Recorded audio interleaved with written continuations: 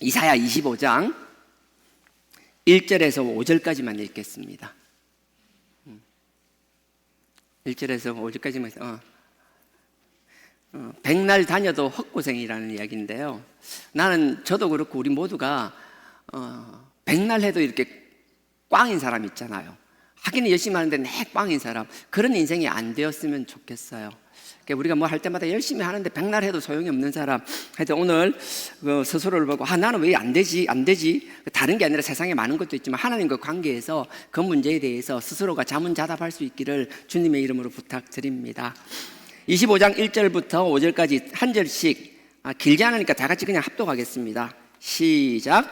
여호와여, 주는 나의 하나님이시라. 내가 주를 높이고 주의 이름을 찬송하오리니 주는 기사를 옛적에 정하신 뜻대로 성실함과 진실함으로 행하셨음이라.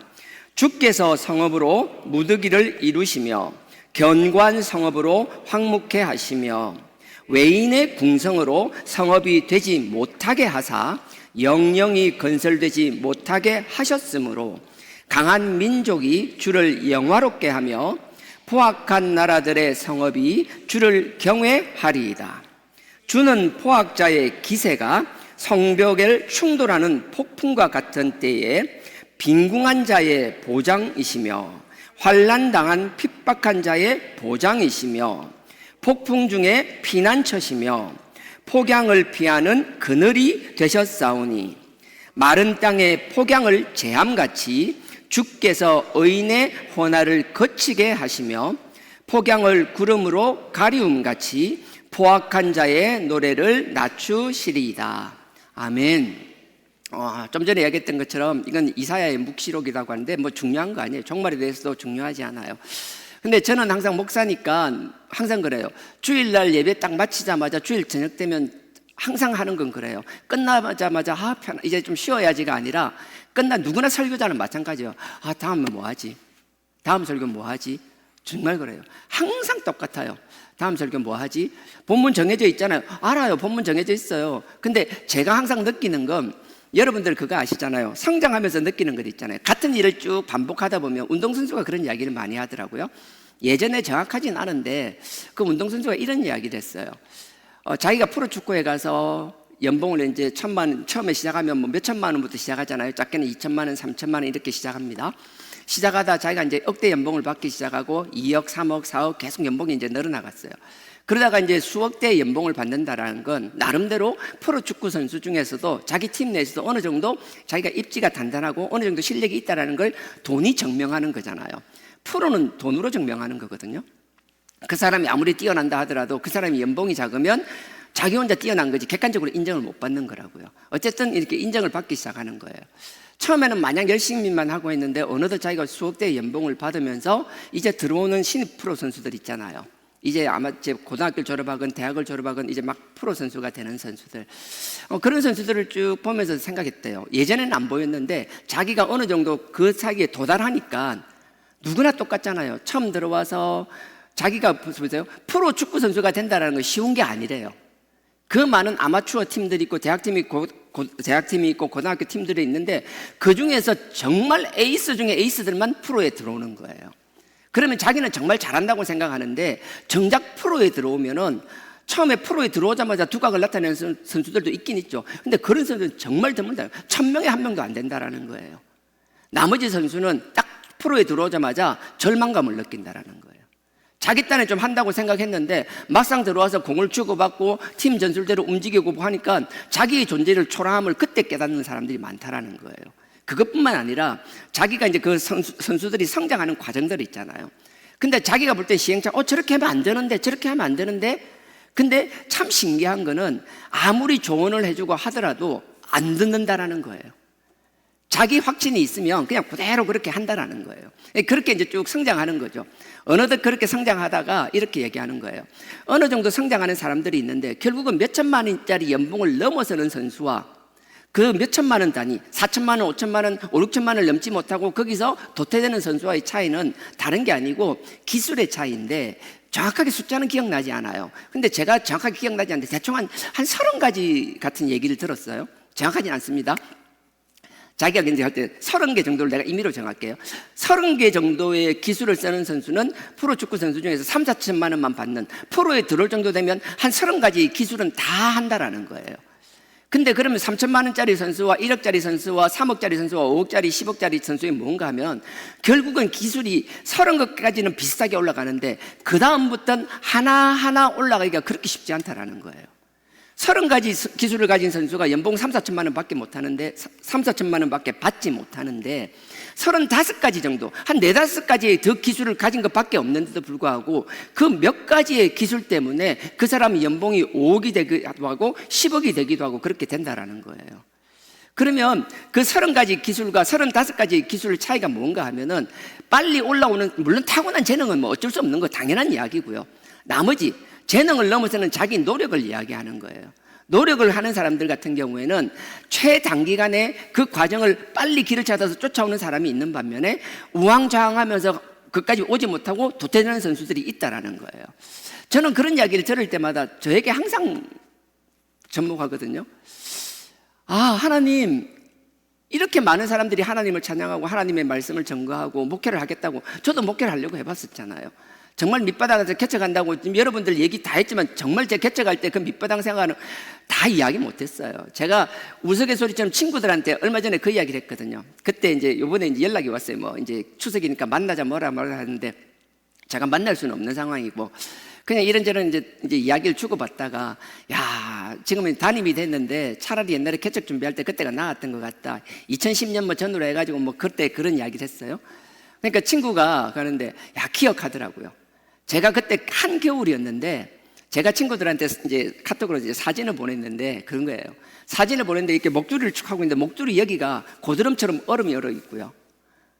제 안경이 들어왔는데 하얗게 설이 끼어 있고 거짓말 아니고 제가 이렇게 모자를 쓰고 내 옆에 고드름처럼 해가지고 막 고드름이 얼어 있는 그 사진을 보냈다라는 거예요. 전 기억하지 못했거든요. 그러니까 가만히 생각해보니까 생각이 나더라고요. 제가 서울에 있을 때 힘들잖아요. 그때 정말 힘들었거든요. 하루에 6,000원, 7,000원으로 생활하는데 알잖아요. 6,000원, 7,000원으로 하루 삼시세끼 해결해야 되거든요. 그래서 1년 이상을 제가 있었는데 겨울이 지나면 이제 버스를 못 타잖아요. 버스가 비쌌어요. 여러분들 버스 타는 것도 감사하세요. 정말 그랬어요. 그러니까 여기서 이제 접이식 자전거라고 제가 이야기했었잖아요. 접이식 자전거를 차에 싣고 올라가가지고 제가 뭔가 책을 보기 위해 도서관을 가거나 어디 가게 되면 버스로 한 20분 정도 거리면은 버스를 안 타고 자전거를 탔어요. 그럼 자전거로 거의 한 1시간 가까이 해야 되거든요. 겨울에 거기 갔다가 돌아가서 도서관에 들어가거나 안 가면 제가 수업 받는 곳에 가서 들어가거나 탁 들어가잖아요. 한겨울에. 그 한겨울에 그렇게 탁 들어가면 실내 온도가 그거 되니까 안에 따뜻하잖아요. 들어가자마자 김이 확 서려서 마치 한겨울에 버스 타면 그렇게 되듯이 안경이 확 서리가 끼는 거예요. 저는 못 느끼죠. 그 한겨울에 1시간 가까이 막 자전거를 타고 가서 그 도서관이나 강의실에 딱 들어가서 딱 있으면 아무것도 안 보여요. 안경을 탁 붙잖아요. 여러 번 그랬어요. 그러다가 어느 순간 이렇게 셀카를 찍었어요. 이렇게 찍었는데 그때 보니까 정말 내 여기 목줄인데 여기 내가 계속 입김이 나오니까 입김 때문에 얼어가지고 고드름처럼 이렇게 얼려 있더라고요. 처음에는 그게 힘들다고 생각을 했는데 그게 매 반복하고 겨울을 그렇게 지나가야 되니까 나중엔 그게 일상이었어요. 전혀 문제가 되지 않았었어요. 뭐 그러려니 하고 있었어요. 근데 그걸 기억하더라고요, 친구들이요. 그래서 제가 보니까 내가 옛날에 참 저랬겠구나. 내가 저 고생을 왜 했을까 생각해 보면 저는 명확했어요. 저는 하나님 앞에 헌신한 사람이었고 하나님 위해서 목회를 해야겠다고 결심한 사람이었고 내가 하나님을 위해서 뭔가를 해야 된다라면 내가 할 수 있는 최선을 다하기 위해서라면 그냥 주저앉아 있는 게 아니라 어떤 일이든 결정을 하고 실행을 해야 된다는 게 제 생각이고 그게 하나님의 음성이라는 확신이 있었거든요. 그래서 그래 가서 막 그렇게 이렇게 했던 거예요. 제가 이 이야기를 하는 이유는 제가 하나님 앞에 제 마음이었어요. 제 마음은 이렇습니다. 하나님, 제가 지금 개척하고 싶고 목회하고 싶은 것, 하나님 부모님 잘 만나서 여유 있는, 물론 그때도 뭐 여러분들 보시기엔 배부른 소리 한다고 했지만 어쨌든 진짜 없었어요. 하여튼 그렇게 하면서 하나님 앞에 하나님 내 중심을 봐달라고 그런 마음이 많았거든요. 그렇게 하면서 목회를 준비하면서 제가 개척을 준비하면서 느꼈던 게 뭔가 하면 하나님 앞에 이 정도 열정을 가진 사람은 길거리에 널렸다라는 걸 알았어요. 제가 개척을 준비하면서 가니까 개척을 준비하시는 분들이 많이 계셨어요. 그분들하고 이야기를 하다 보면 나만 그런 게 아니에요. 정말 개척을 준비하는 사람 아무것도 없이 밑바닥에 헤딩하듯이 정말 처절한 심정으로 하나님 앞에 개척을 준비하는 사람들이 한두 사람이 아니었었어요.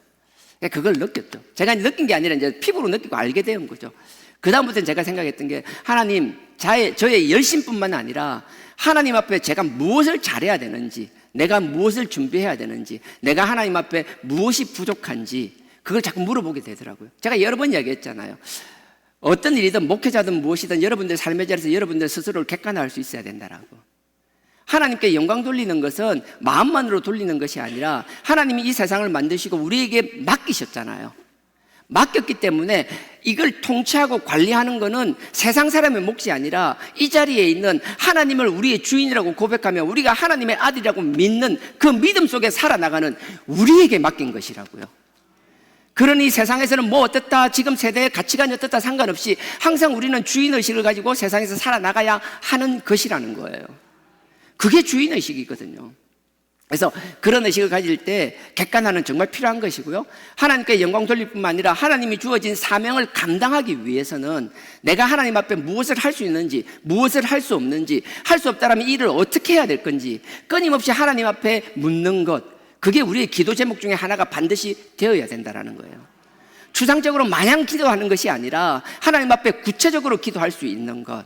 그래서 하나님이 우리를 쓰실 때, 여러분 누가복음 14장에서도 그렇잖아요. 제자의 도를 이야기할 때 14장 앞에 보면은 너네들이 그 상석에 앉지 말고 말석에 앉아라는 거잖아요. 그게 무슨 말인가 하면 네가 스스로 말석에 앉아 있다지만 네가 말석에 앉을 사람이 아니고 하나님 보실 때 가치가 있고 하나님 보실 때 높일 만한 사람이면 네가 말석에 앉아 있더라도 내가 상석으로 옮기겠다라는 거거든요.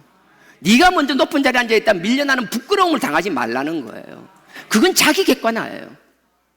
우리는 뭔가 하면 객관화라는 건 내가 할 수 있는 사람인지 없는 사람을 분별하고 스스로 아는 것이고, 우리가 객관화한다라는 건 내가 뛰어나기 때문에 스스로가 높은 자리를 찾아가는 것이 아니라 하나님의 자녀, 하나님의 백성의 객관화라는 것은 나의 부족감을 채우기 위한 객관화이고, 나를 어느 정도 하나님 앞에서 객관화했다라면 그 앞에서 우리가 해야 될 것은 겸손하고 낮아짐이라는 거예요. 그러면 하나님이 높여주시는 것이라고요. 누가복음 14장에 보면 말석에 앉으라는 그 이야기가 하잖아요. 그 뒤에서 제자의 도를 이야기하면서 뭐해요? 망대를 세우고자 하는 사람은 그 비용이 어떻게 되는지 미리 계산하라는 거잖아요. 미리 해보라는 거예요. 막연하게 추상적으로 하지 말라는 거예요. 그냥 우리가 대충대충 경험에서 나오는 것, 우리가 경험이라는 짬밥, 흔히 뭐 짬밥이라 하잖아요. 경험이라는 거, 예전에 제가 그런 얘기, 우리 건축할 때 그랬어요. 지금은 안 계시지만 그 집사님이 저한테 정말 많은 도움을 줬어요. 많은 분들이 저에게 조언을 해주시고, 제가 워낙 그때 어린 나이니까 30대 초반에 제가 무엇을 알았겠어요? 아는 거 없었어요. 제가 할 수 있는 건 몸으로 때우는 거였어요. 할 수 있으면 밤이든 낮이든 여러분들 어떻게, 저는 정말 하나님 앞에 부끄러움 없이 했다고 생각해요. 매일은 아니지만 거의 밤마다 현장에 저는 나와서 보고 갔었어요. 거의 그러지 않고, 모르면 가서 배우려고 하고 찾아가고, 그걸 그 수고로움을 수고라고 생각하지 않았어요. 그럼에도 불구하고 부족한 것밖에 없었거든요. 근데 그 집사님은 저에게 너무 잘 가르쳐 주셨어요. 어쩔 때는 형님처럼, 어쩔 때는 삼촌처럼, 어쩔 때 너무 직설적으로 해서 제가 민망할 만큼. 하지만 얼마나 그게 감사했는지 몰라요. 근데 그분이 이야기하시는 게 그거예요. 자기는 건축을 할 때 뭐 정말 수천 세대 아파트 뭐 소장도 하시고 건설 뭐 현장에서 짬밥이 워낙 많으니까 저 뭐 15층 20층 공사하고 있는데 그 지나가다가 밑에 떨어진 거 하나만 보면 지금 위에 뭐 하는지 금방 알 수 있다고. 자기 현장이 아니더라도 다른 현장을 가도 알 수 있다는 거예요. 그게 짬밥인데, 그건 뭔가 하면 그냥 하는 것이 아니라 그 지어지는 과정, 그 진행되는 과정을 자기가 한 번이 두 번이 아니라 끊임없이 반복으로 경험했다라는 거잖아요. 경험을 했으니까 아는 거잖아요. 근데 문제는 자기 객관화라는 게 그건 거예요. 내가 충분히 경험해서 알고 있는 사람들은 어느 정도 예측할 수 있어요. 근데 그게 아닌 사람이 어설프게 예측해서는 안 된다라는 거예요. 그러니 우리가 부족하면 뭐예요? 남들보다 더 준비해야 되죠. 더 열심히 하면 더 치밀하게 준비해야 되는 것이라고요.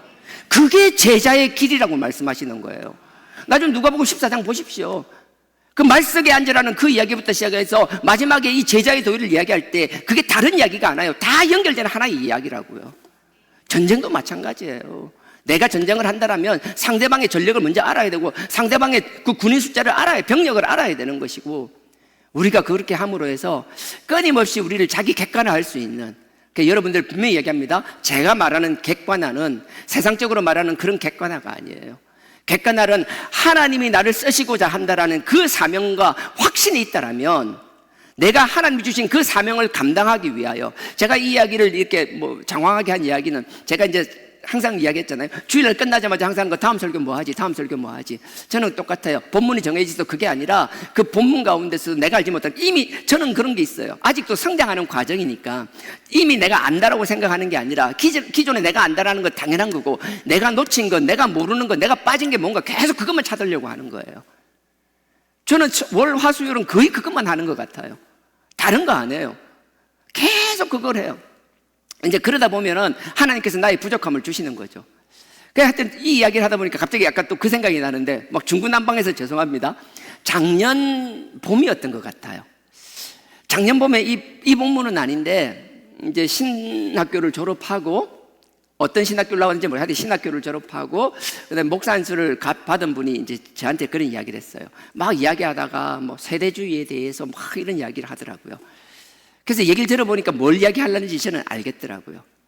처음에 이렇게 신학을 하게 되고 막 하게 되면, 여러분들 이렇게 종말에 대한 이야기나 하게 되면 세대주의란 이야기를 모를 수가 없고 항상 논쟁이 되거든요. 그러면 오늘 묵시록 죄송합니다. 묵시록 같으면은 천년왕국이 이야기가 안 될 수가 없는 거고요. 천년왕국이란 이야기를 하면 나름대로 신학을 좀 했다는 사람들 같은 경우 뭐 전천년설, 후천년설, 무천년설, 전천년설 중에서 역사적 전천년설, 그 다음에 세대주의적 전천년설 뭐 이런 게 많아요. 근데 여러분들 알 필요 전혀 없어요. 그게 필요한 것이 아니라 그 상황상으로 똑같은 하나님의 말씀을 가지고 그들이 나름대로 해석을 하고 주석학자나 신학자들이 해석한 거지만, 그게 중요한 게 아니라 우리의 상황은 다 다르거든요. 지금 우리 상황에 하나님이 우리에게 하는 말씀으로 들을 수 있고 그 말씀으로 적용할 수 있으면 하나님의 말씀을 성공적으로 받아먹는 것이고, 그 말씀이 내 삶에 적용되는 것이 아니라 머리로 나오고 이론으로 온다라면 아무 의미가 없다라는 거예요. 그래서 제가 그런 걸 느꼈었어요. 아, 이제 또 그거도 가는 게. 그러니까 그거 가지면 막 그런 거 있잖아요. 아까 처음 얘기했던 축구 선수도 마찬가지예요. 그 정도 선수 되면 막 거기서 막 못 벗어날 것 같은 것. 근데 이미 그 과정을 지나온 사람, 아까 얘기했던 우리 집사님처럼 건축 분야에서 수십 년간 있으면서 그냥 있는 것이 아니라 작은 현장부터 시작 큰 현장까지, 큰 사업장까지 다 경험하고 나름대로 본사 경험도 있고 모든 시스템과 돌아가는 걸 다 알게 된다라면 그 사람들이 볼 때마다 그 과정들이 보이잖아요. 자기들도 그 과정을 다 걸어온 거잖아요. 저도 마찬가지거든요. 그래서 제가 우리 다음 세대들이 누군가 하나님 일을 하겠다는 사람이 나온다라면 정말 애사를 가지고 키우고 싶다는 생각이 참 많아요. 제가 신학교를 졸업하고 왔을 때 참 부끄러운 이야기지만 우리 교회 같은 경우에는 정말 제대로 사역자들을 양성한 적이 없었어요.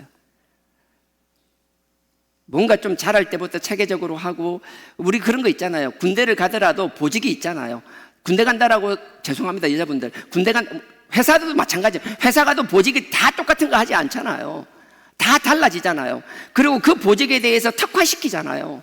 그 일을 잘하게끔 하는 것이고, 그 잘하게 한 다음에 그 다음에 또 다른 일을 맡기고, 또 리더로 키울 사람 같은 경우는 다양한 경험을 시키고 그렇게 하는 거잖아요. 저도 마찬가지라고 생각합니다. 하나님 일을 하겠다는 사람들은 그냥 하나님의 성도로서 교회에 계속 신앙생활하면서 왔다 갔다 하면서 말씀만 듣는 것이 아니라 그 가운데서도 뭔가 하나님 뜻 가운데 순종하면서 다른 것도 경험하게 하고, 그 경험이 커지고 넓어지면서 하나님 앞에 리더로 성장하게 되는 것이고, 또 그 가운데서 하나님 더 크게 쓰시면 하나님의 소명의 길로 걸어갈 수도 있는 것이고, 또 누구는 설교자로 하나님의 달란트를 주신다라면 하나님 주신 그 은사를 가지고 하나님 주신 은사를 통한 사역을 할 수 있는 것이며, 또 영혼구원을 위해서 먼 땅에 대해서 그 긍휼함을 가지고 나가고자 하는 마음이 들끓는다라면 하나님께서 그를 선교자로 쓰셔서 그 척박한 현장에서 하나님의 복음 들고 나가서 그 사역을 감당하게 하실 것이며, 이 모든 것이 하나를 다 한 사람이 다 만족시키는 것이 아니라 각자의 역할들이 하나님 앞에서 한 지체로서 온전한 하나님의 몸을 이루는 과정을 이루어야 한다고 저는 확신하고 있습니다.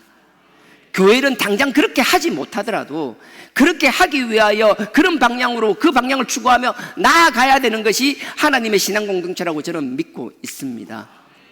그래서 그렇다면 그런 가운데서 성장을 시키고 키워야 되는데, 우리 교회는 40년 동안 그게 안 되었잖아요. 늦었지만 그 일을 게을리하지 않기를 원하며, 또 여러분들 마음속에서 누군가는 하나님이 지금 이 자리에 있다는 게 아니에요. 하나님을 위해서 뭔가 그런 꿈을 꾸면서 하나님 그런 사람을 보내달라고도 기도하고, 또 누군가는 여러분들의 자녀를, 죄송합니다, 요즘 자녀 보고 사역하라면 욕 듣는다던데, 그래도 예전처럼 좀 이 목회의 길이 옛날처럼 한 30년 전처럼 호황기가 아니라서, 하지만 누군가 하나님이 감동을 주시고 하시면 또 그런 품을 꿈고 또 하나님께 기도하는 사람이 나오기를 저는 바라고 있다라는 거예요. 그렇게 해주시면 참 감사하겠습니다. 자, 하여튼 돌아서 지난주에 했던 거 기억나세요?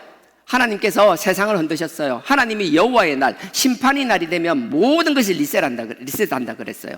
모든 것을 다 동일시킨다라는 거예요. 세상에 높고 낮음, 세상에 많고 작음 아무 소용없다라는 거예요. 그렇게 하신다라고 얘기했죠. 그리고 나서 하나님이 세상을 흔드시는데, 세상을 흔드시는 이유가 명확하게 5절에 나와 있다고 그랬어요. 24장 5절에 기억나세요? 죄송해요. 땅이 또한 거민 아래서 더럽게 되었으니 이는 그들이 율법을 범하며 율례를 어기며 영원한 언약을 파였습니다.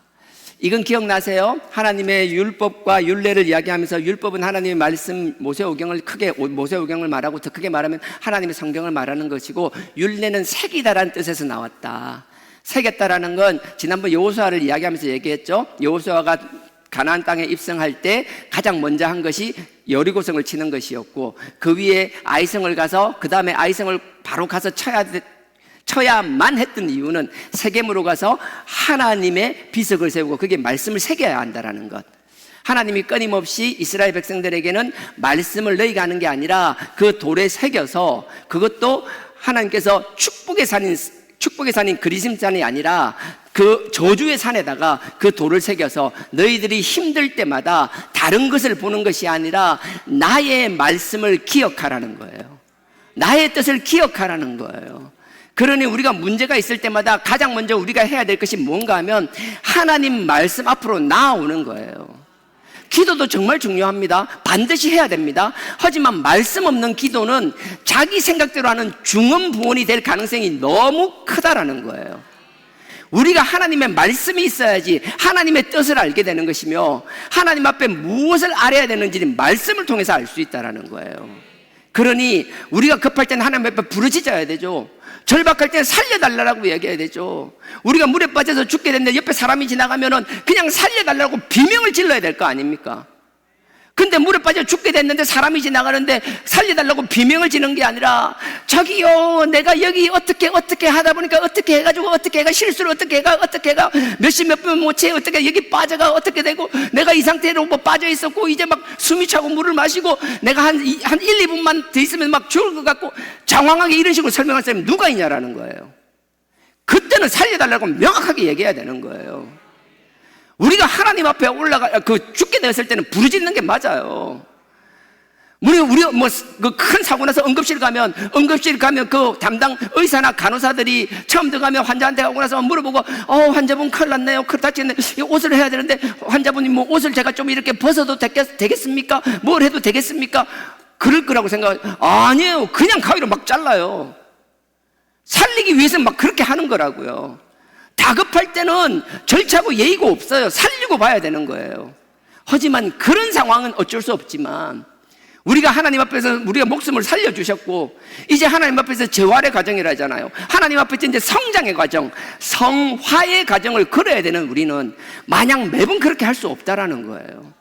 그러니 하나님 앞에 부르짖는 것, 하나님께서 이제 나에게 문제를 주실 때마다 그냥 나를 죽이려고 주신 것이 아니라 나를 사랑하기 때문에 나를 성장시키기 위하여, 나를 축복의 통로로 쓰기 위하여, 나를 통하여 당신의 살아계심을 나타내기 위하여 나를 이렇게 살리시고 나를 이렇게 연단하시는구나를 알게 된다라면, 하나님 앞에서 하나님이 원하는 것을 내가 채워나가기 위하여, 스스로를 객관화시키기 위하여 하나님의 말씀을 사모할 수밖에 없다라는 거예요. 그건 내 의지로 내가 하는 게 아니에요. 여러분들 정말 성령의 체험을 하시고 하나님의 살아계심을 체험한 사람들, 그런 사람들의 수많은 사람들의 간증이 뭐예요? 처음에는 하나님 앞에 부르짖고 막 방언하고 기도하고 막 했는데 어느 순간 내가 아니라 하나님께서 계속 말씀에 대한 갈급함을 주시며 말씀을 듣고 이해하고 하나님의 뜻을 알아나가는 그 희열과 그 기쁨이 얼마나 큰지, 하나님께서 작은 여러 가지 시험 가운데서도 그걸 응답하셨던 것보다 막혀있던 문제, 내가 이해하지 못했던 하나님의 말씀이 뻥 하고 뚫어지듯이 그 하나님의 뜻과 계획이 보이기 시작하고 하나님의 음성이 느껴지기 시작할 때 그 느끼는 희열, 그건 자기 개인이 하는 게 아니라 성령님이 우리를 그렇게 끌어나가신다라는 거예요. 그래서 로마서 8장 1절도 마찬가지예요. 하나님의 성령의 영은 우리를 그냥 두는 것이 아니라 하나님의 뜻 가운데서 우리를 살게 만드신다라는 거예요. 끊임없이 하나님의 뜻을 이야기하면서 말씀을 얘기하잖아요. 말씀 가운데 거룩해지는 것이고 말씀 앞에서 우리가 새로운 사람이 되어 나가는 것이며 이전의 삶이 아니라 하나님의 자녀로서의 삶이 말씀 속에 있기 때문에 그 말씀을 듣고 하나님의 음성을 깨닫고 하나님 뜻대로 살아가려고 하는 발버둥, 그게 정말 우리에게 주신 성령의 역사 중에 귀한 역사라는 거예요. 그걸 가벼이 여기지 않는 저와 여러분 되길 주님의 이름으로 축원드립니다. 정말 중요한 거예요. 여러분들 다른 경험들, 우리는 정말 누구보다 회개에 대해서 열심히 있고 정말 회개에 대해서만큼은 어디 나가서도 부끄럽지가 않아요. 다른 데 가서 뭐 회개 이야기하면 정말 우스워요. 우스워. 하나님을 향한 열정, 그 뜨거움, 사랑, 기도, 어디 가더라도 우리 같은 교회 보지 못했어요. 정말 물론 예전보다 못한 건 맞아요. 하지만 정말 우리 뜨거워요. 근데 그게 만족하는 것이 아니라 하나님의 말씀에 있어서도 어디 가서도 뒤처지지 않는 우리 주하나 교회가 되기를 주님의 이름으로 축원드립니다. 율례, 하나님의 말씀을 새기는 거였어요. 하나님의 말씀을 새기고 나서 그 말씀을 새기서 하나님 뜻 가운데서 약속의 땅에 들였지만 그 가운데서도 하나님의 말씀이 있다라고 다 살아남느냐? 천만에요. 하나님이 그 가운데서 약속의 땅에서 어떻게 했는지가 나옵니다. 24장 보세요. 6절에 그러므로 저주가 땅을 삼켰고 그 중에 거하는 자들이 정죄를 당하였고 땅의 거민이 불타서 남은 자가 적으며 그들이 죄를 지었기 때문에 그들이 범죄함으로 하나님께서 땅을 흔드셨다라는 거예요. 근데 흔드셨다라는 건 뒤에 나오는 내용하고 좀 차원이 달라요. 하나님은 그냥 저주를 내리셨다라는 거예요. 근데 그 내용은 7절에 보면 이렇게 나옵니다. 새 포도즙이 슬퍼하고 포도나무가 세잔하고, 이것도 지난주 이야기했죠. 포도주가 좋으면 맛이 있고 해야 되는데 그렇지가 못하다라는 거예요. 포도나무가 없어서 포도주를 그냥 그 근원이 사라진다라는 거예요. 만들 상황이 안 된다. 포도주를 만들지도 못하게 된다라는 거예요. 8절에 소고를 치며 기쁨이 그치고 막 기뻐하며 소고를 들으며 잔치 벌리던 거, 춤추고 노래하던 게 다 사라진다라는 거예요. 9절에도 마찬가지죠. 노래하며 포도주를 마시지 못하고 독주는 그 마시는 자에게 쓰게 될 것이며, 독주가 쓰다라는 거는, 독주란 표현이 이상한데 그냥 도수가 높은 것, 사람들이 포도주만 마시다 만족하지 못하고 좀 더 센 술, 여기서 독주라는 건 여러 가지가 있는데 도수가 높은 것도 있지만 여러 가지를 혼합해서 더 독하게 하고 사람을 더 취하게 만들고 더 몽롱하게 하고 더 실수하게 만드는 것들. 그러니까 우리도 뭐 저는 모르지만 애들 만나면 맨날 하는 게 폭탄주 이야기잖아요. 그냥 먹어도 그걸 뭐 한다고 섞어서 그 짓을 하는지 모르겠지만 그게 그들의 낙이잖아요. 그러고 나서 다투다고 난리잖아요. 왜 좋은지 모르겠어요. 근데 그들이 먹으면 뭐 싫어하나? 아니에요. 소리는 하는지 몰라도 끝에 가서 그러잖아요. 달다 그러잖아요. 우리는 이해하지 못하는 그들만의 세상. 여기 그런 뜻이에요. 9절의 마지막에 독주는 그 마시는 자에게 쓰게 될 것이며, 그들이 독주를 마시면 술을 말아서 먹으면 달아야 되는데 더 이상 달지가 않다라는 거예요. 그러니까 그들에겐 저주와 같은 거예요. 10절입니다. 약탈을 당한 성읍이 회파되며 집마다 닫히었고 들어가는 자가 없으며, 11절에 포도주가 없으므로 거리에서 부르짖으며 모든 즐거움이 암흑하여졌으며 땅의 기쁨이 소멸하였으며. 낙이 없어지는 거예요. 하나님께서 저주를 주셨는데 이 저주는 정말 막 크게 죽고 사는 게 아니라 그들의 낙이 다 사라지는 거예요. 하나님께서는 말씀 가운데 있지 않는 사람에게 첫 번째 경고가 이거예요. 주변에서 그들이 좋아하는 것, 그들이 낙으로 생각하는 것, 그들이 하나님보다 더 사랑하며 하나님보다 더 관심 가지는 것들을 다 하나님이 제하여 버리기 시작하는 거예요. 우리 주변에 우리가 원하는 게 자꾸 사라지고 그런 것들 할 때 그게 왜 난 이렇게 하나마다 재수가 없지, 왜 이래 안 되지, 왜 이래, 투덜거릴 때가 아니에요. 하나님이 우리를 사랑하셔서 끊임없이 우리에게 관심 가지고 얘기하시는 것이라고요. 주변의 환경으로 끊임없이 우리에게 경고하시는 것이라고요. 사랑하기 때문에 당장 죽이는 것이 아니라 이렇게 깨달으라고 계속 말씀하시는 것이라고요.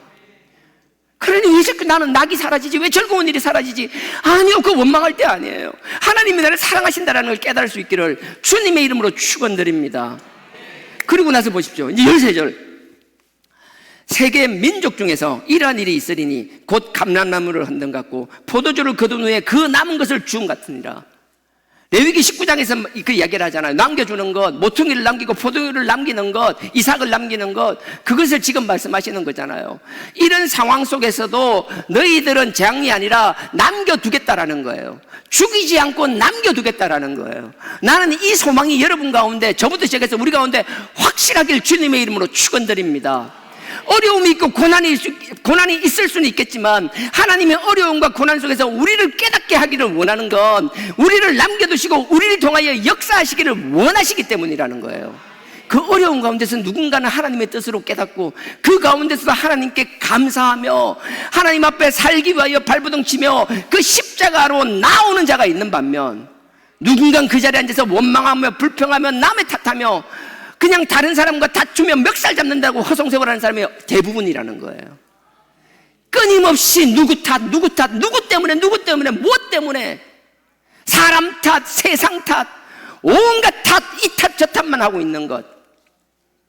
저와 여러분, 우리는 그런 인생이 아니라 깨닫고 하나님 앞으로 돌아가는 자들이 되기를 주님의 이름으로 축원드립니다. 여기서 그 남겨둔다라는 거예요. 그 남겨둔 자가 있는데 그 남겨준 자의 특징이 나오는 거예요. 내가 남겨진 자인지 아닌지 하나님께서 책망하고 징계하는 그 가운데서도 우리가 지금 무엇을 하고 있는지를 보면 알 수 있다는 거예요. 14절 보십시오. 무리가 소리를 높여 부르짖으며 여호와의 위엄을 인하여 바다에서부터. 근데 여러분, 바다라 하니까 그냥 바다라고 생각하는데 이 히브리어 바다와 서쪽이란 동서남북 할 때 서쪽이 같은 단어예요. 유대인들에게는 항상 어제나 오늘이나 내일이나 영원토록 이스라엘 사람들에게는 바다는 서쪽에 있었어요. 오른쪽에는 바다가 없어요. 서쪽에만 바다가 지중해를 끼고 있었어요. 궁금한 사람 지도 보세요. 그래서 바다를 서쪽이라고 하는 거예요. 자, 보십시오. 제가 14절에 바다에서 크게 외친다 했잖아요. 그럼 어디예요? 서쪽에서. 서쪽입니다. 그 다음에 15절 보십시오. 그러므로 너희가 동방에서 여호와를 영화롭게 하며, 동방에서 여호와를 영화롭게 한다는 거예요. 동쪽이에요. 그 다음에 보십시오. 15절에 동방에서 여호와를 영화롭게 하며 바다 모든 섬, 이스라엘 계신 사람들은 바다의 섬은 세상 끝이에요. 무슨 말인가 하면 남북은 이야기하고 있지 않지만 동쪽과 서쪽과 바다 끝, 내가 어디에 있든 무엇에 있든 어떤 상황이든 그 상황 가운데서도 16절입니다. 15절 끝에 모든 섬에서 이스라엘 하나님 여호와의 이름을 영화롭게 할 것이라. 우리는 어떤 상황이든 그 상황에서도요, 내가 왜 바다 동쪽 끝이네, 서쪽 끝이네, 바다는 서쪽이죠. 서쪽 끝이네. 동쪽 광야잖아요. 동쪽은 완전 허벌판 광야예요. 내가 뭐 동쪽 광야 끝이든 세상의 끝이든 아니요. 우리가 남겨진 자라면은, 그래서 여러분들 알잖아요. 이사야 6장에서도 보면은 그 남겨진 자, 하나님께서 이사야를 부르실 때 나는 못합니다 하니까 입술을 찢고 하시면서 마지막에 하시는 말씀이 뭐예요? 세상을 막 심판하시는데 10분의 1을 남겨놓아도 10분의 1도 많다라는 거예요. 그리고 나서 그들도 다 치겠다라는 거예요. 하지만 그 모든 것을 잘라낼지라도 그 그루터기는 남아있지 않느냐라는 거예요. 하나님께서 남겨두시는 사람은 세상으로 볼 때 뭐 빛가분짝하고 화려하고 그렇지 않아요. 하나님이 결정적일 때 쓰시고자 하는 사람, 하나님이 쓰려고 남겨놓은 사람은 세상 사람들이 볼 때는 그 가치를 알아보지를 못해요. 다 잘려나가고 밑둥만 남아있는, 그루터기만 남아있는, 남들이 볼 때는 아무것도 안 된다, 모든 것이 끝났다, 더 이상 할 수 없다, 답이 없다, 모든 사람은 포기하고 그렇게 결정을 했지만 하나님께서는, 그래서 우리를 우리가 남들이 평가할 때 도저히 끝났어, 쟤 끝났어, 저 사람 끝났어, 저 주하나교회 끝났어, 모든 게 끝났어, 그들은 그렇게 얘기할지라도 여러분 삶에도 그대로 적용하세요. 내 남편 끝났어, 내 부인 끝났어, 내 자녀 끝났어, 천만에요. 남들이 볼 때는 끝난 것처럼 보일지라도 여러분 삶의 자리, 여러분들의 사업장이든 여러분들의 직장이든 여러분들의 인간관계에서든 어떤 상황이든 그들이 뭐라고 이야기할지라도 하나님은 그 끝난 것 같은 저와 여러분 우리 가운데서 역사하시기를 원하시며 반드시 역사해내고야 마신다라는 거예요. 그래서 이사야는 처음부터 끝까지 그러는 게 그 남은 자 사상. 잘나고 화려해 보이는 걸 쓰는 것이 아니라 다 잘리고 밑둥밖에 남지 않은 초라하기 짝이 없는, 누가 봐도 가능성이 없을 것 같은 그것을 통하여 역사하시겠다라는 거예요. 그러면 우리가 다 잘려나가고 밑둥밖에 없는 것, 아무것도 하지 없는 것, 그냥 잘려나간 밑둥에서 겨우 가지 하나 나가고 겨우 새싹 하나 나고, 아이고 이거 어느 세월에 가지 뻗어서 줄기 되고 언제 열매 맺겠노. 남들은 그렇게 생각할지 모르지만 그 초라한 상황에서도 우리가 서쪽 끝 바다 끝에 있든 동쪽 광야 끝에 있든 세상 끝 어디 섬나라 구석탱이에 처박혀 있든 우리는 하나님을 찬양하며 하나님께 영광 돌리고 있는 사람이라면 우린 하나님이 쓰시려고 남겨둔 사람들입니다. 나는 여러분들이 끝까지 그런 삶을 견지함으로 해서 하나님께 반드시 쓰임받기를 주님의 이름으로 축원드립니다. 스스로 예단하지 마세요. 스스로 포기하지 마세요. 그것처럼 어리석은 사람이 없어요. 하나님은 결코 우리를 보시고 포기하지 않습니다. 우리가 먼저 결코 손을 놓는 일이 없어야 할 줄 믿습니다. 이제 16절요. 땅 끝에서부터, 24장 16절입니다. 땅 끝에서부터 노래하는 소리가 우리에게 들리기를. 보세요. 하나님을 영화롭게 하는데 그 영화가 그냥 단순히 끝나는 게 아니라 하나님을 찬양한다라는, 하나님을 노래한다라는 거예요. 16절 다시 읽습니다. 땅 끝에서부터 노래하는 소리가 우리에게 들리기를 의로우신 자에게 영광을 돌리세 하는도다. 멋있지 않아요? 이렇게 멋진데 이런 광경을 보고 있는 이사야 마음속에 또 딜레마가 생겨요. 하나님의 말씀은 항상 그런 것 같아요. 이렇게 끝나면 너무 좋을 것 같은데, 너무 희망적일 것 같은데, 동시대를 살아가는 우리에게 항상 한쪽 면만 있으면 너무 좋을 것 같은데, 동전이 앞뒤가 똑같으면 너무 좋을 것 같은데 참 신기할 만큼 동전이 앞뒤가 다르다라는 거예요. 우리 똑같은 상황에 있는데도 불구하고 그렇게 모두가 하나님을 찬양해야 되면 찬양하면 좋을 것 같은데 반드시 그런 사람만 있는 것이 아니라는 거예요. 그래서 나는 여러분들이 이 시대를 살아가면서 똑같은 상황과 어려운 가운데서도 하나님께 버려지는 자가 아니라 끝까지 하나님을 부여잡는 자들이 되기를 주님의 이름으로 축원드립니다. 16절 중반에 보면요 이렇게 합니다. 그러나 라는 말이 있습니다. 16절에요. 그러나 나는 이르기를 나는 쇠잔하였고 나는 쇠잔하였으니 내게 화가 있도다. 내가 쇠잔한다는 게 이제 뭐 아무것도 할 수 없는 만큼 너무 힘들다라는 거예요. 마음이 너무 아프다라는 거예요. 내가 마음이 너무 아프고 너무 아프다라는 거예요. 그러면서 막 내 안에 막 울분이 일어난다라는 거예요. 막 화가 막 치밀어 오른다라는 거예요. 그러면서 그 뒤에 이유를 적어놨습니다. 그러나 이유로 그 쇠잔하고 내게 화가 있도다 했잖아요. 그러고 나서 보세요. 괴율자는 배신자를 말하는 거예요. 배신자. 금방 픽소리 내가 뭐 잘못한 거예요? 오케이. 자, 배신자가 배신을 행하도다.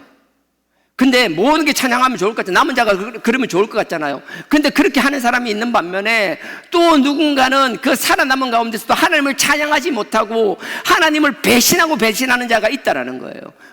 다시 끼워볼까? 뺐다가 다시 끼워볼까요? 오케이. 자, 16절 마지막. 배신자가 배신을 행하도다. 배신자가 심히 배신을 행하는도다 하였도다. 그 가운데서도요 하나님을 찬양하는 게 아니라 하나님을 배신하고 하나님을 심히 배신하는 자가 있다라는 거예요. 그러니까 그런 모습을 보니까 너무 답답한 거예요. 이건 뭐지? 내가 하나님의 종으로서 정말 피 끓는 심정으로 하나님의 뜻을 이렇게 선포했다라면 하나님께서 그 마음을 선포하고 그들이 하나님 뜻을 알고 이 상황을 볼 때 이 어려운 상황 속에서도 이게 절체되면 나라가 망하는 순간이었잖아요. 이런 상황에서도 하나님의 뜻을 알면 이렇게 하나님을 찬양하고 영광 돌리는 삶을 살아야 될 것인데 그 가운데서도 깨닫지 못하고 하나님을 배신하고 심히 배신한 인간들이 널렸더라는 거예요. 그러니 누가 누구를 큰소리치고 누가 스스로를 장담할 수 있어요? 누가 자기 자신을 알아요? 모든 사람이 이렇게 얘기하면 자기는 하나님 영광 돌리면 하나님 찬양하는 사람이라고 착각한다고요. 근데 이사야가 한 발 물러나서 하나님 말씀을 선포하고 나서 보니까 자기는 하나님을 찬양하고 하나님 영광 돌린다고 생각하는데, 내가 가만히 보니까 아니에요. 하나님을 배신하고 심히 배신하고 있는 거예요. 하나님을 인정하지 않고 있다는 거예요. 그런 모습을 지켜보는 이사야가, 그러니까 마음이 자꾸 쇠잔하고 너무 막 참지를 못하겠다는 거예요. 그런 상황에서 17절입니다. 보세요. 땅의 거민들아, 하나님을 배신하는 자들아, 하나님이 살려두고 남겨뒀더니만 기껏 한다는 짓이 하나님을 배신한, 하나님 배신하는 거 다른 거예요. 자기 믿는 게 제일 큰 배신이고요. 하나님 외에 다른 것 따르는 건 더 큰 배신이고요. 다른 것을 하나님 앞에 우상화하는 건 심히 큰 배신이고요. 그런 자들, 17절에 땅의 검이나 두려움과 함정과 올무가 너희에게 임하였나니, 18절에 보십시오. 두려운 소리를 인하여 도망하는 자는 함정에 빠지겠고, 너무 두려워서 막 도망가는 거예요. 도망하면요, 함정에 웅덩이 파는데 그게 툭 빠진다라는 거예요. 함정에 빠지겠고, 함정 속에서 겨우 막 기어 올라온 거예요. 겨우 기어 올라오니까 올무에 걸리며, 그 함정에 빠져가지고 막 겨우 막 손톱이 다 빠질 정도로 막 겨우 팍팍해서 기어 올라왔어요. 겨우 올라와서 이제 살았다고 그러다 보니까 갑자기 올무가 있는 거예요. 짐승을 잡는 덫이 있는 거예요. 그 덫에 걸린다라는 거예요. 올라오는 자는 올무에 걸리리니 이는 위에 있는 문이 열리고 땅의 기초가 진동함이라. 이 말이 무슨 말인가 하면요, 두려워서 도망가는데 막 그 함정에 빠졌잖아요. 거기서 막 겨우겨우 기어오니까 올무에 잡혔잖아요. 그건 하나님이 열고 기초가 흔들린다라는 거, 아까 말한 거 처음 하나님께서 경고하신 거는 개인의 즐거움, 낙 이런 것 정도였어요. 근데 이제는요, 그 하나님의 개인의 즐거움을 거둬가는 그 정도 저주가 아니라 하늘을 열고 땅을 흔드는 거예요. 누구도 여기서 예외가 될 수 없는 거예요. 이제는 그냥 하나님이 뚜껑 열리셨다라는 거예요. 예외 없이 그냥 다 갈아버릴 수 있다라는 거예요. 그러니 우리가 신앙생활 한다라는 건 결코 자기를 믿고 자부심에 살아가며 자만 속에 살아가는 것이 아니라 하나님 앞에 끊임없이 겸손하며 끊임없이 하나님 앞에서 스스로를 객관화할 수 있는 저와 여러분 되길 주님의 이름으로 부탁드립니다. 그렇게 살아야 되는 거예요. 여러분들 이야기니까 아모스 생각나지 않으세요? 아모스가 동시대에 있어요. 요거 하나 끼워놓고 아모스 5장 한번 갔다. 아모스는 율법이 공의처럼 흐른다는 게 너무 유명한데요, 요거 하나 끼워놓으세요. 예. 줄 하나 끼워놓으시고요. 이사야 24장, 예. 아모스 오른쪽으로 가셔야 됩니다.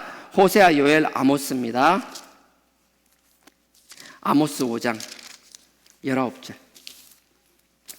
하나님의 때, 하나님의 때라는 게 인 거예요. 사람이 우리가 착각하면 안 된다는 게 정말 중요해요. 어떤 사람들은 하나님의 때가, 아모스가요 1279페이지입니다. 1279페이지. 뒤에 소선지서는 양이 작잖아요. 그래서 조금만 하다 보면 훅훅 지나가요. 그럼 뭐 가끔 가다 보면 아모스가 없는 성경도 있어요. 그럼 옆에 분 거 같이 보시면 돼요. 하여튼 또 옆에 분도 없으면 자막 준비되어 있잖아요. 그러니까 너무 내 성경에 아모스 없다고 너무 그거 신경 쓰지 마시고, 없으면 옆 사람 같이 보시고요. 자, 아모스 이렇게 하나님의 때, 여호와의 때라는 게 있잖아요. 여호와의 때라는 거는 하나님께서 우리를 심판하시겠다라는 거거든요. 근데 이게 너무 자기 확신에 찬 사람은 하나님이 여호와의 때가 되면 자기가 상 받는 줄 알아요. 하나님이 심판하면 지 죽는 줄 모르고 상 받는 줄 알고 좋다고, 하나님 여호와의 날이 왔다라면, 하나님의 때라면 좋다고 해 하면서 박수 치는 사람들이 의외로 많다라는 거예요. 자, 아모스 5장입니다. 자, 5장 19절을 읽기 전에 18절 읽어볼게요. 그 앞에 5장 18절 1279페이지입니다. 화 있을진저 여호와의 날, 여호와의 날은 심판의 날이에요. 하나님이 오시는 거, 우리 하나님 만나면 마냥 좋기만 한 거 아닙니다. 하나님 계산하십니다.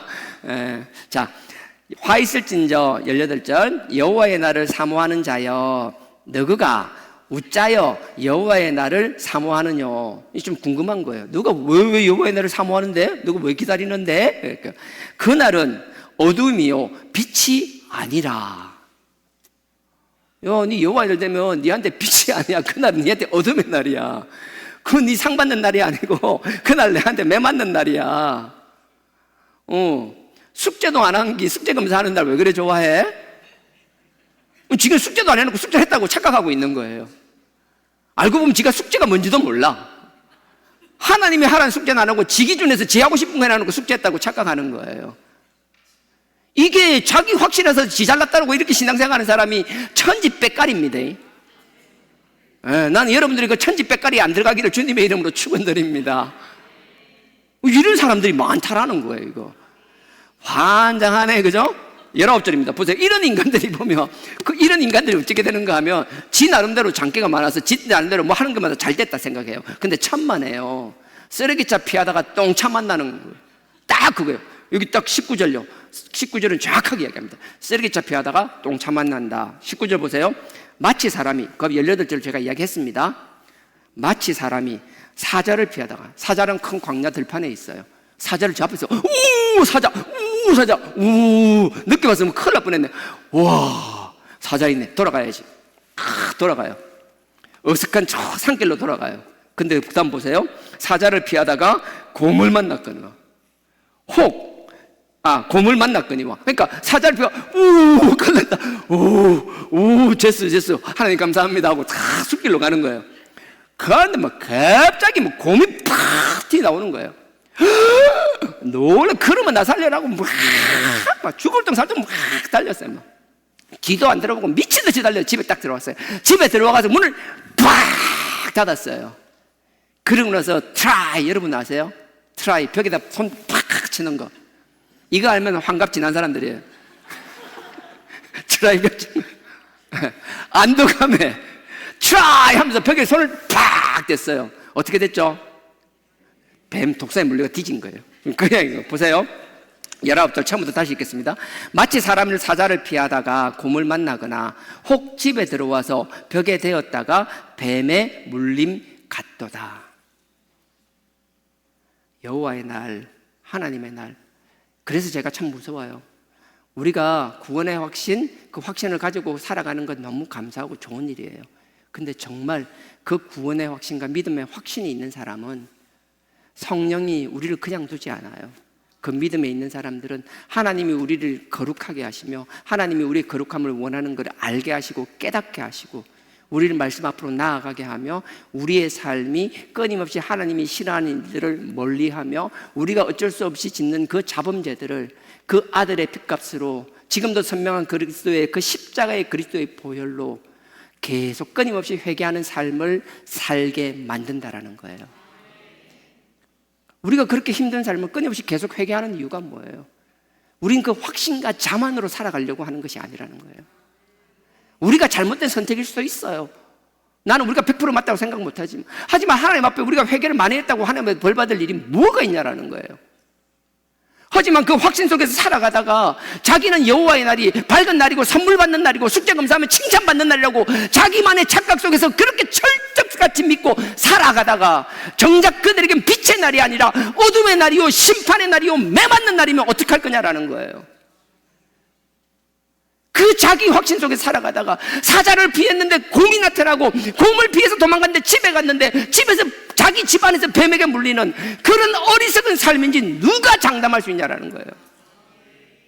나는 우리가 쓸데없는 확신 속에 살아가기를 원치 않습니다. 우린 끊임없이 우리 스스로를 되돌아봐야 돼요. 우리가 믿음 위에 서 있나? 하나님이 원하시는 그 뜻 가운데 서 있는지를 계속 끊임없이 바라봐야만 되는 존재들이라는 거예요. 한 사람도 교만하거나 그만하지 않기를 주님의 이름으로 부탁드립니다. 보십시오. 다시 돌아가겠습니다. 24장. 아까 18절 이야기했죠. 18절에 막 두려운 소리를 인하여 막 도망갔다 함정에 빠져서 함정에서 올라왔더니 막 올무가 기다리고 올무에서 나오니까 막 하나님이 하늘문을 열고 세상을 흔들어서 이건 누구도 예외가 안 돼. 그 하나님의 진노에서 피할 사람이 이제는 아무도 없어진다라는 거예요. 그리고 나서 19절 보십시오. 같은 이야기가 연결되는 거예요. 땅이 깨어서 막 깨어지면 막 땅이 깨어진다라는 거예요. 우리가 상상할 수 없는, 우리가 경험하지 못하는 극한의 공포를 경험하게 된다라는 거예요. 깨어지며 땅이 또 갈라진다라는 거예요. 땅이 갈라지고 땅이 흔들리며 20절에 보세요. 땅이 마치 막 술 취한 사람처럼 막 비틀비틀하며 침망같이 흔들리며. 여러분들은 지진을 경험해 보시는지 모르겠는데요. 저는 큰 지진을 딱 한 번 경험했어요. 미국에 있을 때. 그때 뭐 강도 몇인지 기억도 안 나요. 근데 분명한 건 여러분, 제가 딱 갔는데 자고 있는데 밤에 흔들렸어요. 제가 정말 정말 용감했어요. 용감한 게 아니라 지진이 뭔지를 몰랐어요. 처음 경험하는 거니까. 침대 위에 자는데요, 침대 위에 자는데 자꾸 나를 흔들어요. 그래서 자꾸 침대 위에서 약간 막 옆으로 뭐 그럴 수 있지 뭐. 오, 희한하네. 오, 신기하네. 뭐 처음 경험하는 거니까 오, 재밌는데. 왜 그런 거 있죠? 비행기 추락할 때 추락하는지 모르고 그 안에서 오, 재밌는데 이러더. 마치 그런 것처럼 이렇게 뭐 그랬어요. 뭐 그런 수 있죠. 새벽에 일났어요. 뭐 시끌시끌고 난리가 났어요. 괜찮냐고 연락이 오고 막 그랬어요. 나갔어요. 나갔더니만 좀 모르겠어요. 우리가 있던 숙소가 그냥 거미가 있고 뭐 이 정도였어요.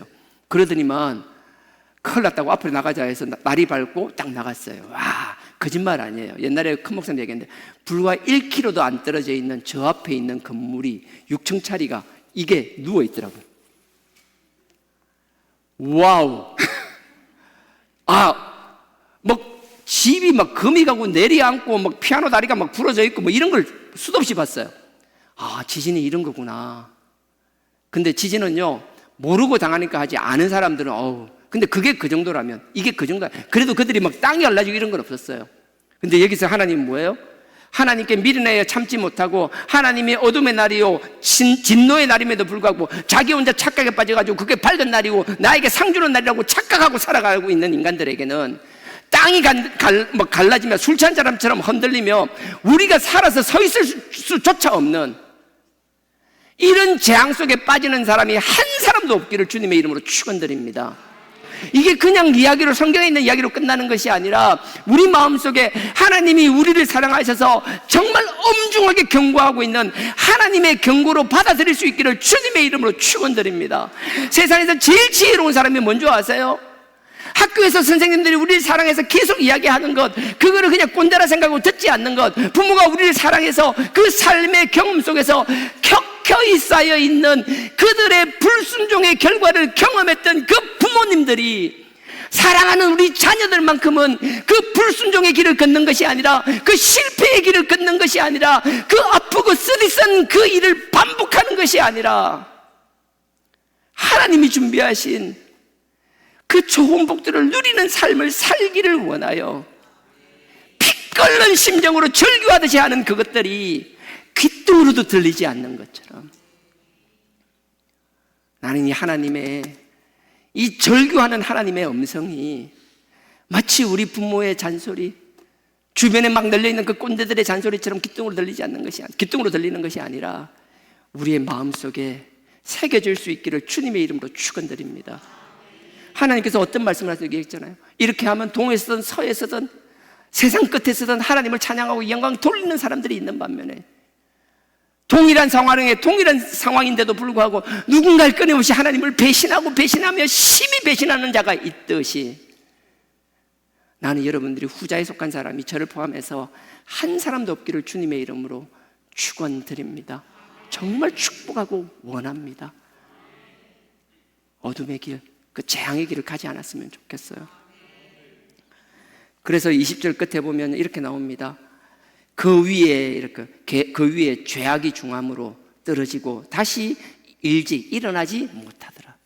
하나님을 배신하고 하나님의 재앙 중에서도 그 죄를 떠나지 못하는 그 미련하고 악한 인간들, 결국은 다시 일어나지 못한다라는 거예요.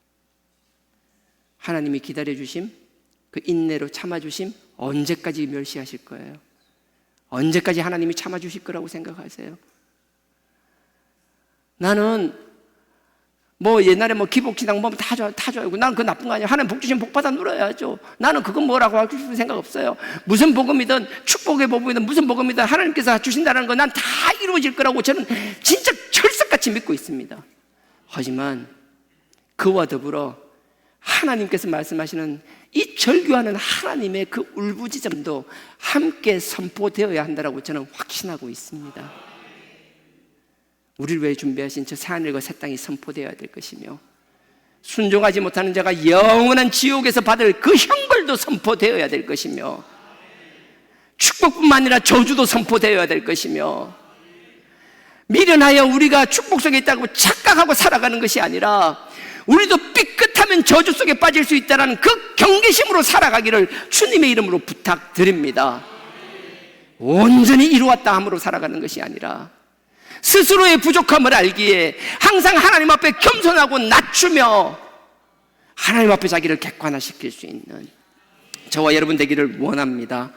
21절에요. 그날에 여호와께서 높은 데서 높은 군대를 벌하시며 땅에서 땅의 왕들을 벌하시리니 그들이 죄수가 깊은 옥에 모임같이 모임을 입고 옥에 갇혔다가 열어난 후에 형벌을 받을 것이니라. 이게 뭔가 하면요, 지난주에도 얘기하다가 계시록 20장 한다 해놓고 못하고 간 것 같은데, 지금도 봐요. 지금 시간 됐다고 막 계시록 20장 잠깐만 갔다 가겠습니다. 하고 다른 것 설명 깊이 안 하고 그냥 계시록 20장만 하고 끝내겠습니다. 요한 계시록입니다.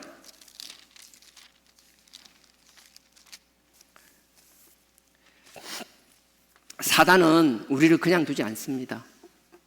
하나님은 어떻게 하든지 우리에게 축복을 주시기 원하고 우리가 하나님께 영광의 길을 가기를 원하지만 사단은 더럽게 그 꼴을 못 보는 사람이죠. 못 보는 놈이에요. 사단은 끝까지 우리를 물고 늘어지려고 합니다. 20장 1절요. 요한계시록 맨 마지막 본입니다. 420페이지입니다. 신약 20장 1절. 또 내가 보매 천사가 무정액이 뭔가 하면요, 바닥이 없는 갱도. 우물은 우물인데 끝이 없는 우물, 끝을 알 수 없는 것, 한 번 나오면 절대 나올 수 없는 것. 무정액의 열쇠와 큰 쇠사슬을 그 손에 가지고 하늘로서 내려와서, 자 2절입니다. 용을 잡으니 곧 옛 뱀이요. 뱀하면 창세기 3장 15절 생각나죠. 그 사단,